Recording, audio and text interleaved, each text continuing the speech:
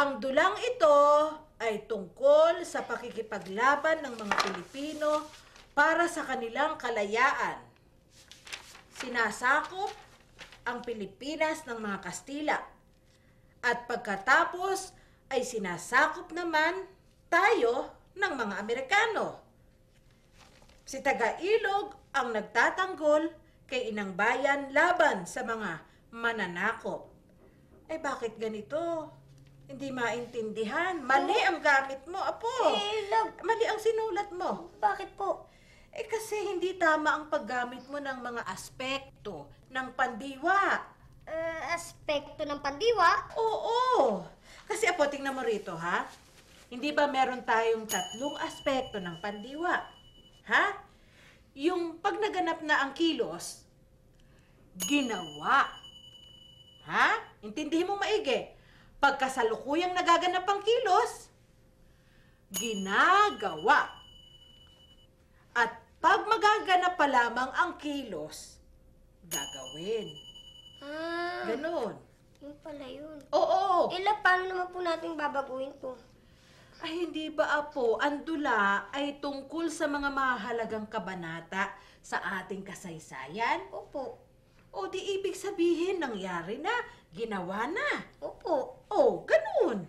Kaya itong, ang nakalagay dito, ha? Ito. Yung nakasulat ditong sinasakop ng Pilipinas, ng Kastila, di ba? Sinasakop ng Kastila ang Pilipinas. Dapat dyan, Apo, sinakop ng mga Kastila ang Pilipinas.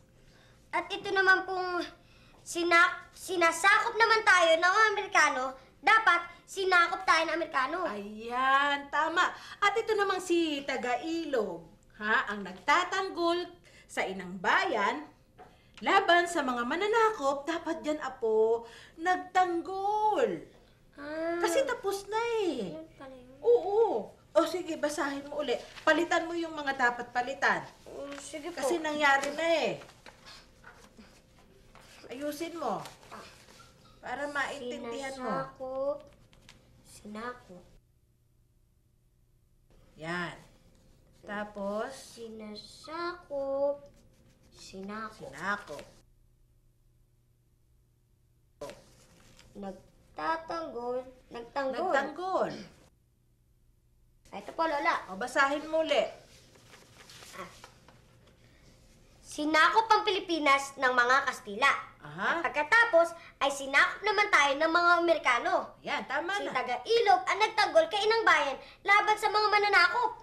Hindi ba? Naiintindihan kasi tama ang gamit mo ng pandiwa. Ng mga Opo. pandiwa. Sige, ituloy mo yung pagbabasa mo. Makikinig ako, kailangan wala nang mali.